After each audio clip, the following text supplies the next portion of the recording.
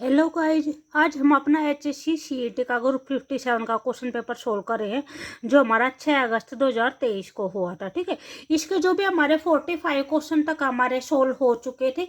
आज हम अपने क्वेश्चन नंबर 46 से शुरू करेंगे। ठीक है, तो हमारे क्वेश्चन नंबर 46 क्या है। एक्स ने वाई का परिचय देते हुए कहा, यानी यहाँ पे कोई एक्स खड़ा है, वो वाई के बारे में बता रहा है कि भी वाई कौन है। वह मेरे पिता के पिता, यानी वाई के बारे में बोल रहा है कि जो वाई है वह मेरे पिता का पिता। तो पिता का पिता क्या हो जाएगा, दादा हो जाएगा। ठीक है, और दादा उसके बाद के क्या बोल रखा है, पिता की पोती का पति है। ठीक है, दादा की जो पोती होगी वाई, वह क्या हो जाएगी, उसकी बहन हो जाएगी। ठीक है, यानी दादा का वह पोता है तो दादा की पोती क्या होगी, उसकी बहन होगी। और जो बहन का पति क्या बोल रखा है, पोती का पति यानी बहन का पति। तो बहन का पति उसका क्या हो जाएगा, बहन वही हो जाएगा। तो यहाँ पे क्या है, वाई तथा एक्स का संबंध बताना है, वाई और एक्स के अंदर क्या रिलेशन है ये बतानी है। तो यहाँ पे इसका जो भी आंसर होगा वो क्या हो जाएगा, बहनोई हो जाएगा। ठीक है, उसके बाद हमारा नेक्स्ट क्वेश्चन है, क्वेश्चन नंबर 47 है। 30 और 50 के बीच में सभी अभाज्य संख्याओं का क्या निकालना है, औसत ज्ञात करना है। ठीक है, तो हम सबसे पहले क्या लिखेंगे, 30 और 50 के बीच की अभाज्य संख्याएं लिखेंगे। अभाज्य संख्याएं कौन सी होती हैं, जो नंबर से सिर्फ अपने आप से डिवाइड होते हैं और किसी दूसरे नंबर से डिवाइड नहीं होते हैं। ठीक है, उनको क्या बोलते हैं, प्राइम नंबर्स भी बोलते हैं। तो जो 30 और 50 के बीच में जो भी अभाज्य संख्याएं आएंगी वे कौन सी आएंगी, 31 आएगी, 37 आएगी, 41 आएगी, 43 आएगी और 47 आएगी। ठीक है, हमें क्या निकालना है, इनका औसत निकालना है। जो भी हमारा औसत का फार्मूला होता है, औसत का फार्मूला क्या होता है, सम अपॉन में नंबर ऑफ टर्म होती है। ठीक है, तो सम यानी जो भी ये संख्या है, इन संख्याओं का क्या करना है, सम करना है। सम कितना हो जाएगा, इन सब का 199 हो जाएगा।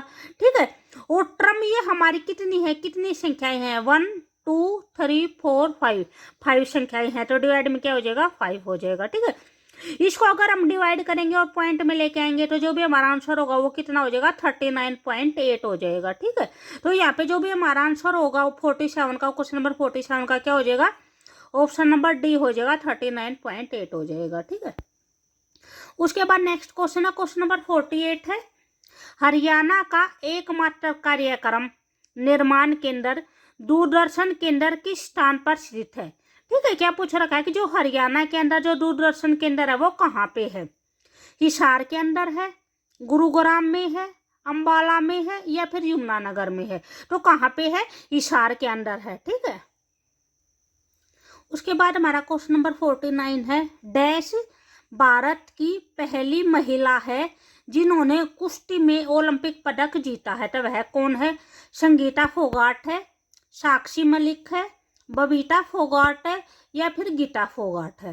ठीक है, तो जिसने कुश्ती में सबसे पहली महिला है जिसने कुश्ती में ओलंपिक पदक जीता है वो कौन है, साक्षी मलिक है। ठीक है, साक्षी मलिक ने रियो 2016 में ओलंपिक में जो भी है फर्स्ट यानी कुश्ती में पहला ओलंपिक पदक जीता था।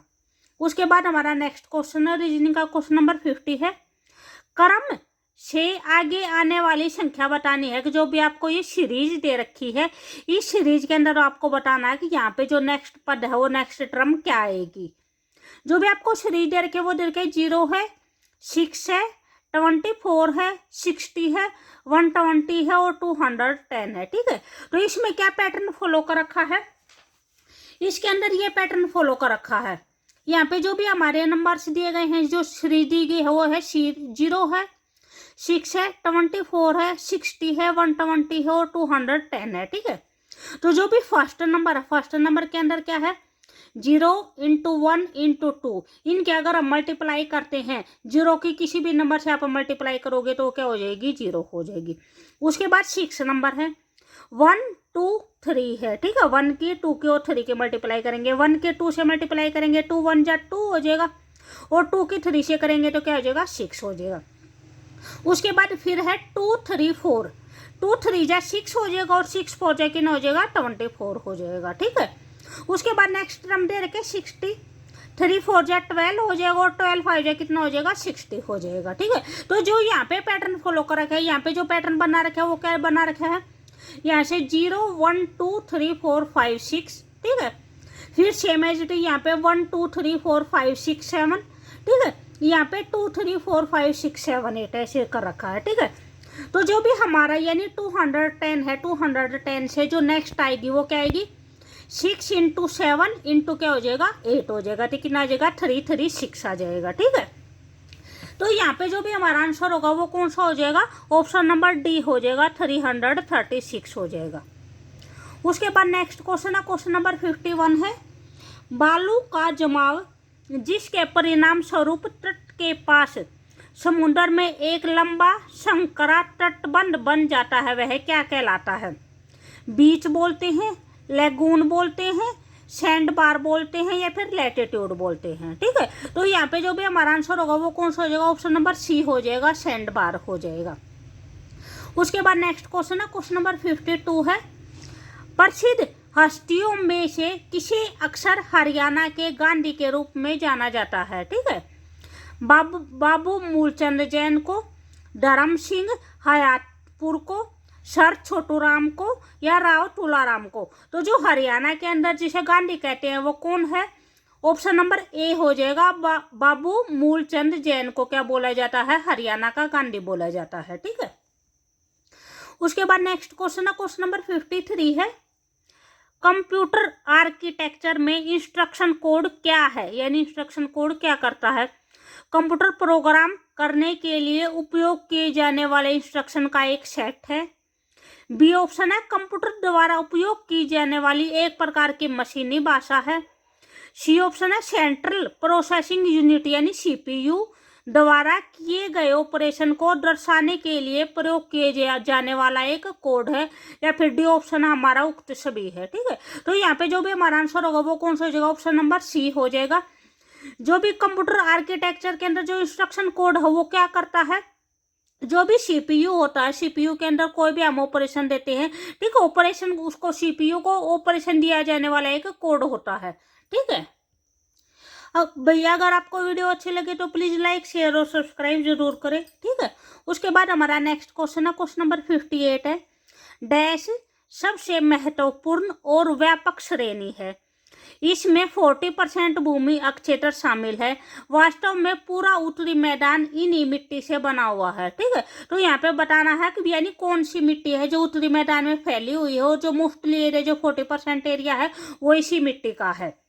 जलोढ़ मिट्टी है, लाल मिट्टी है, काली मिट्टी है या फिर लैटराइट मिट्टी है। तो यहाँ पे कौन सी मिट्टी हो जाएगी, जलोढ़ मिट्टी हो जाएगी, ठीक है। उसके बाद हमारा नेक्स्ट क्वेश्चन, क्वेश्चन नंबर 59 है, निम्नलिखित में से कौन सा जो आरेख है वो हाथी का, भेड़िए का और जानवर का सही प्रतिनिधित्व करता है, ठीक है। यहाँ पे आपको आलेख बनाना है। यहाँ पे देखते हैं जो हाथी है और जो भेड़िया है यानी वे बिल्कुल एक दूसरे से अलग है, उनके अंदर कुछ भी कॉमन नहीं है। तो हमारा ये क्या हो जाएगा, ये हमारा हाथी का हो जाएगा और ये हमारा भेड़िए का हो जाएगा, ठीक है। ये हमारा एलिफेंट का हो जाएगा, ये हमारे बियर का हो जाएगा। उसके बाद क्या बोल रखा है, जानवर का और बनाना, और ये दोनों क्या हैं, दोनों के दोनों जानवर हैं। तो ये किस कैटेगरी में आते हैं, जानवर की कैटेगरी में आते हैं, ठीक है। तो यहाँ पे जो भी हमारा आंसर होगा वो कौन सा हो जाएगा, ऑप्शन नंबर सी हो जाएगा। उसके बाद ये हमारा लास्ट क्वेश्चन है, ठीक है। जो नेक्स्ट क्वेश्चन होंगे वो हम अपने नेक्स्ट वाली वीडियो में करेंगे। क्वेश्चन नंबर 60 है, एक तस्वीर की ओर इशारा करते हुए एक आदमी अपने दोस्त से कहता है, ठीक है, वह मेरे पिता की पत्नी के इकलौते बेटे की बेटी है, ठीक है। जो पत्नी यहाँ पे क्या बोल रखा है, वह मेरे पिता की पत्नी, पिता की जो पत्नी होगी वह क्या हो जाएगी, माँ हो जाएगी, ठीक है। और माँ का जो इकलौता बेटा है, ठीक है, यानी वह वो खुद वो आदमी हो जाएगा। तो इकलौते बेटे की जो बेटी होगी, ठीक है, यानी उस आदमी की जो बेटी होगी तो वह क्या होगी, उसकी बेटी लगेगी, ठीक है। तो यहाँ पे जो भी हमारा आंसर होगा वो कौन सा हो जाएगा, ऑप्शन नंबर सी हो जाएगा, बेटी हो जाएगा। Okay bye. ये हमारे 53 के बाद कुछ क्वेश्चन बच गए थे, ठीक है। ये क्वेश्चन हमारे स्किप हो गए थे, 4-5 क्वेश्चन ये और हैं। यहाँ पे हमारा क्वेश्चन नंबर 54 है। 54 में क्या है, 108, 288 और 360 का क्या निकालना है, महत्तम समापवर्तक निकालना है, HCF निकालना है, ठीक है। तो जो भी हम HCF निकालते हैं वो हम अपना कैसे निकालते हैं, प्राइम फैक्टराइजेशन मेथड से निकालते हैं, ठीक है। जो भी हमारे नंबर दे रखे हैं वो कौन से दे रखे हैं, 108 दे रखा है, 288 दे रखा है और 360 दे रखा है, ठीक है। तो 108 किसके प्राइम फैक्टराइजेशन करेंगे, सबको आते होंगे। इसको सबसे पहले किससे डिवाइड करेंगे, 2 से डिवाइड, ये 2 से डिवाइड करेंगे। सबसे पहले 2 से डिवाइड करेंगे तो कितना हो जाएगा हमारा 54 हो जाएगा, ठीक है। उसके बाद फिर 2 से डिवाइड करेंगे तो हमारा कितना हो जाएगा 27 हो जाएगा। 27 टू जाए कितना होता है 54 होता है, ठीक है। 3 से डिवाइड करेंगे तो हमारा 9 हो जाएगा, फिर 3 से डिवाइड करेंगे तो 3 हो जाएगा, ठीक है। इस टाइप में हमने ये क्या कर लिए, तीनों के प्राइम फैक्टराइजेशन कर लिए, ठीक है। यहाँ पे जो भी हमारा 108 है, 108 के जो भी प्राइम फैक्टर आए हैं वो क्या आए हैं, 2 बार तो 2 आया है, उसके बाद 3 बार कितना आया है 3 आया है, तो 3 बार 3 लिख दिया, इनटू में 1 लिख दिया, ठीक है।